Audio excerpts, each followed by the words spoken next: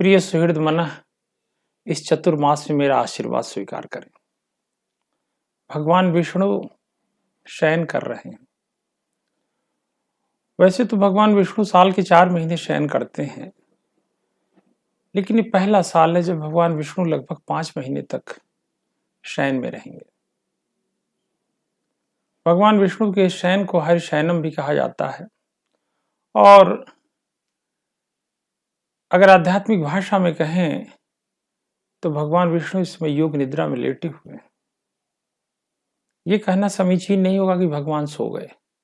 अगर ईश्वर सो जाएगा तो मनुष्यों का क्या होगा। इसीलिए कहा जाता है कि ईश्वर सोता नहीं है।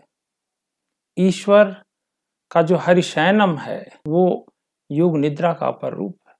योग निद्रा का आशय है ईश्वर गहरे ध्यान में डूबे हुए हैं, और धीरे धीरे ईश्वर जब इन शक्तियों का संचयन कर लेंगे तो वापस हम लोग की रक्षा करने के लिए बाहर निकलेंगे। इसलिए सोना सही और समीचीन शब्द नहीं है। इसीलिए सही जो शब्द प्रयुक्त होता है वो योग निद्रा है। ऐसा नहीं केवल भगवान विष्णु ही शयन कर रहे हैं, जितने भी हमारे प्रमुख देव हैं, जिसमें ब्रह्मा भी शामिल है, विष्णु भी शामिल है और शंकर भी शामिल है, ये साल के अलग अलग 4 महीनों में विश्राम में चले जाते हैं। देव शयनी एकादशी के दिन भगवान विष्णु सो जाते हैं और प्रबोधिनी एकादशी के दिन वो प्रकट हो जाते हैं, और उसी दिन भगवान शंकर शयन में चले जाते हैं और महाशिवरात्रि के दिन दोबारा प्रकट हो जाते हैं। इसीलिए महाशिवरात्रि को हम लोग महाउत्सव के रूप में मनाते हैं। जिस दिन भगवान शंकर प्रकट होते हैं उसी दिन भगवान ब्रह्मा शयन में चले जाते हैं, और फिर वो देव शयनी एकादशी के दिन दोबारा प्रकट हो जाते हैं।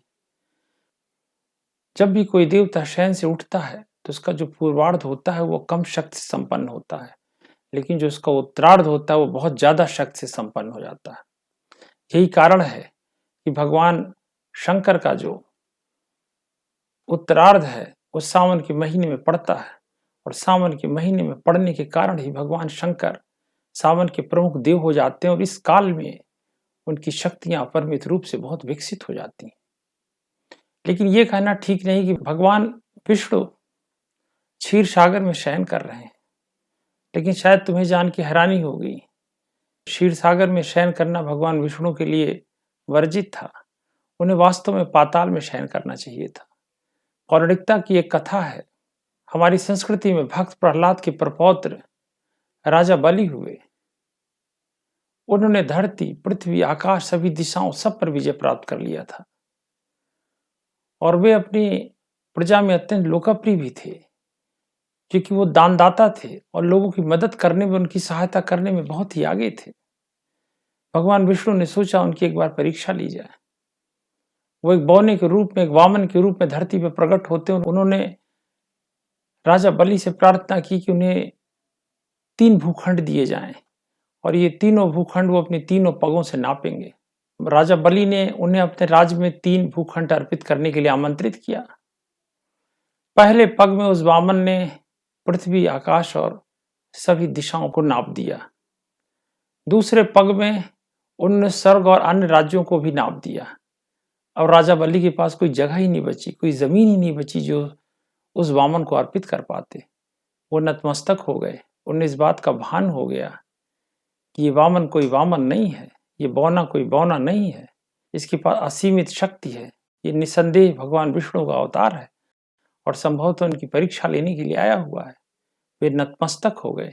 उन्होंने कहा, प्रभु अब मेरे पास सिर्फ मेरा मस्तिष्क बचा है और मेरा शरीर बचा है, मैं आपको अर्पित करता हूँ। उसके इस अर्पण से विष्णु मुग्ध हो गए। उन्होंने राजा बलि को पाताल का राजा बना दिया। अब शर्त लगाने की बारी राजा बलि की थी।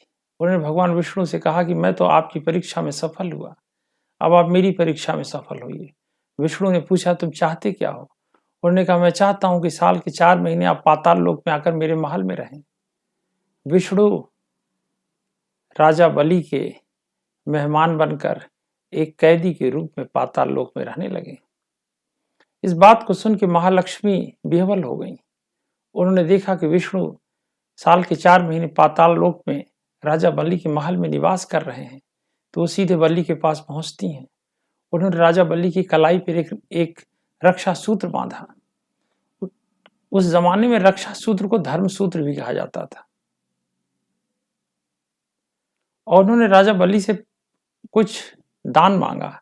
राजा बलि ने पूछा कि इस रक्षा सूत्र, इस धर्म सूत्र के एवज में तुम्हें क्या चाहिए? उन्हें कहा, मेरे पति विष्णु आपके महल में बंधक है, उन्हें कृपया मुक्त करें। जहां तक शयन करने का प्रश्न है, मैं उन्हें क्षीर सागर में अपने साथ ले जाऊंगी, वहीं वो शयन करेंगे।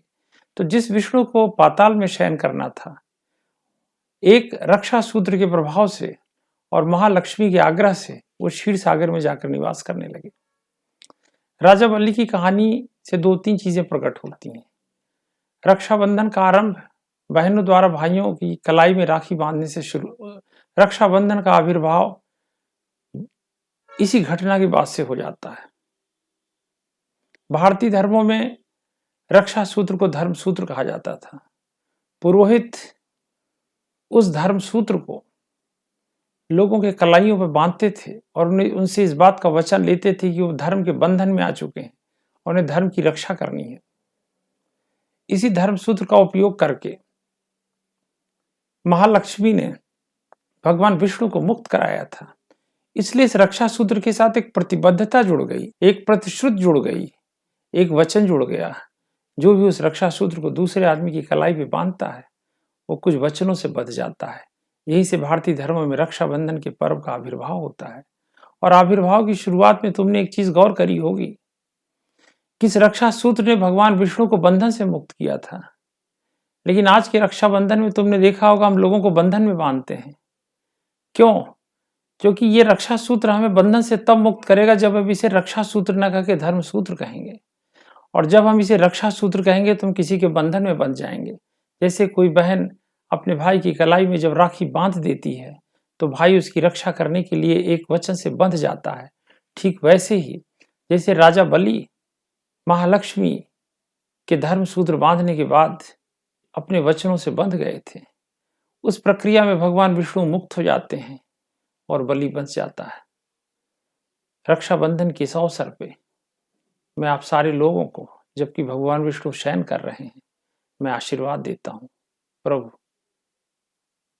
आपकी कामनाओं को पूरी करे। हरि ओम।